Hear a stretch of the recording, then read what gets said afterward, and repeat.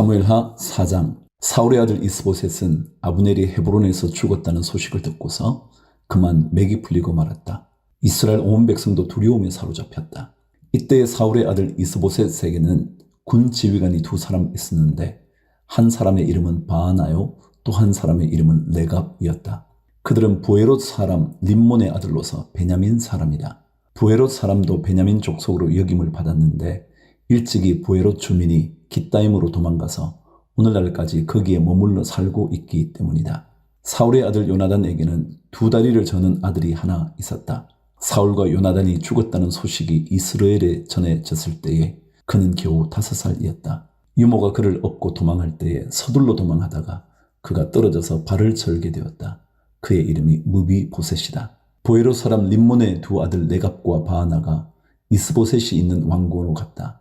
그들은 한창 더운 대낮에 그곳에 도착하였는데 때마침 이스보셋은 낮잠을 자고 있었다. 그들은 밀을 가지러 온 사람처럼 꾸미고 대궐 안으로 들어가서 그의 배를 찔러서 죽였다. 그런 다음에 레갑과 그의 동생 바하나는 도망하였는데 그들이 대궐로 들어갔을 때에 왕은 침실에서 침대에 누워서 자고 있었다. 그래서 그들은 왕을 죽이고 그의 머리를 잘라낼 수가 있었다. 그들은 그의 머리를 가지고 나와 밤새도록 아라바 길을 걸어서 헤브론으로 갔다. 거기에서 그들은 이스보셋의 머리를 다윗에게로 들고 가서 말하였다. 임금님의 생명을 노리던 원수 사울의 아들 이스보셋의 머리를 여기에 가져왔습니다. 주님께서 높으신 임금님을 도우시려고 오늘에야 사울과 그의 자손에게 벌을 내려서 원수를 갚아 주셨습니다. 그러나 다윗은 부에롯 사람 림몬의 아들 레갑과 그의 동생 바하나에게 이와 같이 대답하였다.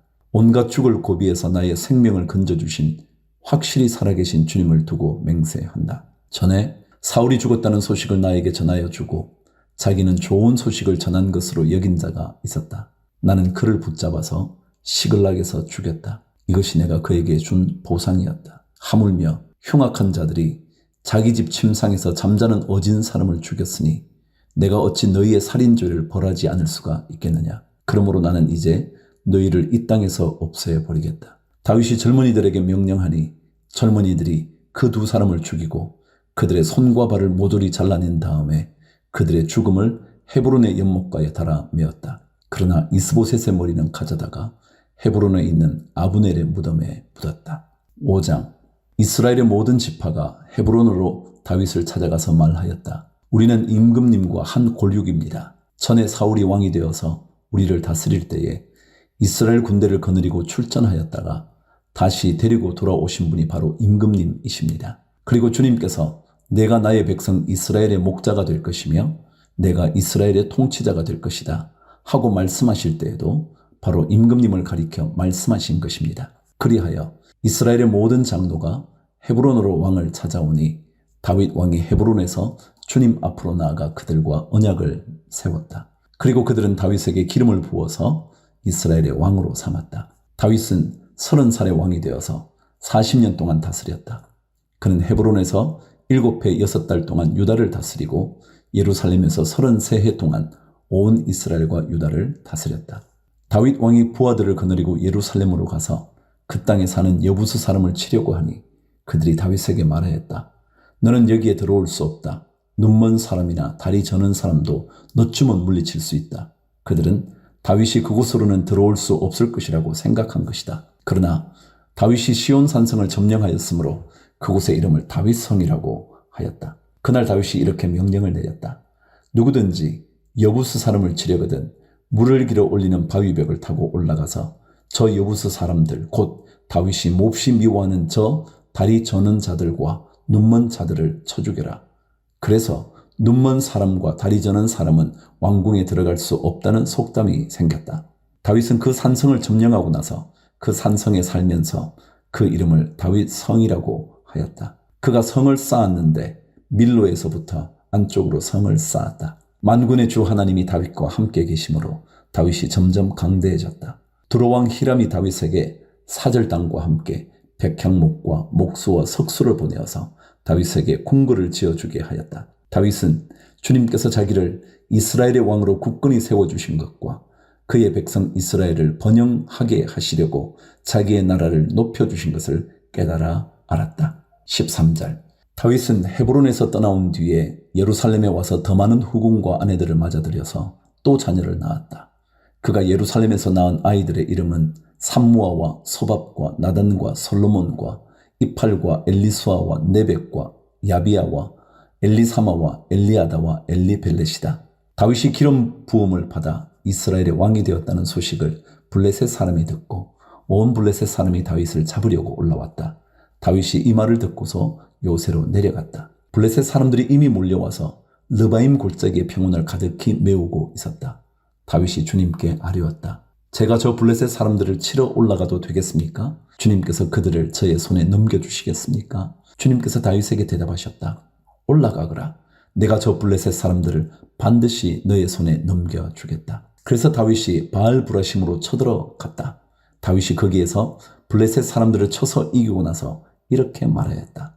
홍수가 모든 것을 휩쓸어 버리듯이 주님께서 나의 원수들을 내 앞에서 그렇게 휩쓸어 버리셨다. 그래서 사람들이 그곳 이름을 바알브라심이라고 한다. 블레셋 사람들이 그들의 온갖 우상을 그곳에 버리고 도망하였으므로 다윗이 부하들과 함께 그 신상들을 치웠다. 블레셋 사람들이 또 올라와서 르바임 골짜기에 평온을 가득 메웠다. 다윗이 주님께 또 아뢰니 주님께서 대답하셨다. 너는 정면으로 그들 쪽으로 올라가지 말고 그들의 뒤로 돌아가서 숨어 있다가 뽕나무 숲의 맞은 쪽에서부터 그들을 기습하여 공격하여라. 뽕나무 밭 위쪽에서 행군하는 소리가 나거든 너는 곧 진격하여라. 그러면 나 주가 너보다 먼저 가서 블레셋 군대를 치겠다. 다윗은 주님께서 명령하신 대로 게바에서 게셀에 이르기까지 쫓아가면서 블레셋 군대를 무찔렀다. 6장 다윗이 다시 이스라엘에서 정병 3만 명을 징집하여서 그들을 모두 이끌고 유다의 바알라로 올라갔다. 거기에서 하나님의 궤를 옮겨올 생각이었다. 그 궤는 그룹들 위에 앉아 계신 만군의 주님의 이름으로 부르는 궤였다.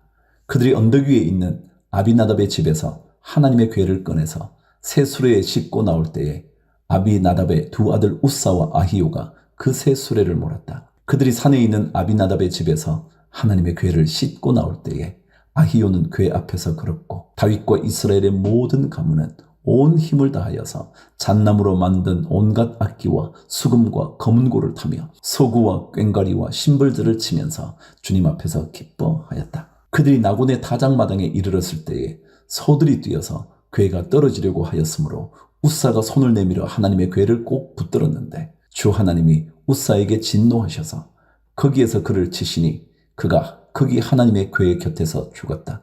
주님께서 그렇게 급격히 우사를 벌하셨으므로 다윗이 화를 내었다. 그래서 그곳 이름을 오늘날까지 베레스 우사라고 한다.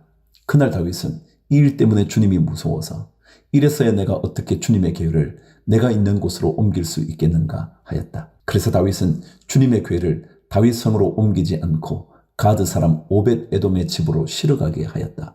그래서 주님의 궤가 가드 사람 오벳 에돔의 집에서 석 달 동안 머물렀는데 그때에 주님께서 오벳 에돔과 그의 온 집안에 복을 내려 주셨다. 누군가가 오벳 에돔의 집에 하나님의 궤를 보관하였기 때문에 주님께서 오벳 에돔의 집과 그에게 딸린 모든 것에 복을 내려 주셨다는 소식을 다윗 왕에게 전하였다. 그리하여 다윗은 기쁜 마음으로 가서 하나님의 궤를 오벳 에돔의 집에서 다윗 성으로 가지고 올라왔다. 궤를 옮길 때에 그는 큰 축제를 벌였다. 다윗은 주님의 궤를 맨 사람들이 6걸음을 옮겼을 때에 행렬을 멈추게 하고 소와 살찐 양을 제물로 잡아서 바쳤다. 그리고 다윗은 모시로 만든 에봇만을 걸치고 주님 앞에서 온 힘을 다하여 힘차게 춤을 추었다. 다윗과 온 이스라엘 가문은 환호성을 올리고 나팔 소리가 우렁찬 가운데 주님의 궤를 옮겨왔다. 16절 주님의 궤가 다윗 성으로 들어올 때에 사울의 딸 미갈이 창밖을 내다보다가 다윗 왕이 주님 앞에서 뛰면서 춤을 추는 것을 보고 마음속으로 그를 업신여겼다. 그들이 주님의 궤를 들어다가 다윗이 궤를 두려고 쳐놓은 장막 안 제자리에 옮겨 놓았을 때에 다윗이 주님 앞에 번제와 화목제를 드렸다. 다윗은 번제와 화목제를 드리고 나서 만군의 주님의 이름으로 백성에게 복을 빌어주고 그곳에 모인 온 이스라엘 백성에게 남녀를 가리지 않고 각 사람에게 빵 한 덩이와 고기 한 점과 건포도 과자 한 개씩을 나누어 주었다.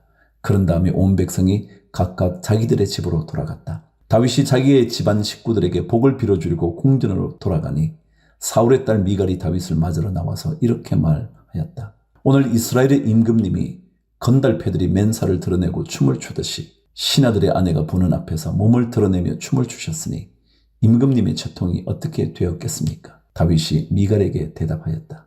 그렇소. 내가 주님 앞에서 그렇게 춤을 추었소. 주님께서는 그대의 아버지와 그의 온 집안이 있는데도 그들을 마다하시고 나를 뽑으셔서 주님의 백성 이스라엘을 다스리도록 통치자로 세워주셨소. 그러니 나는 주님을 찬양할 수밖에 없소. 나는 언제나 주님 앞에서 기뻐하며 뛸 것이요. 내가 스스로를 보아도 천한 사람처럼 보이지만 주님을 찬양하는 일 때문이라면 이보다 더 낮아지고 싶소. 그래도 그대가 말한 그 여자들은 나를 더욱더 존경할 것이요. 이런 일 때문에 사울의 딸 미갈은 죽는 날까지 자식을 낳지 못하였다.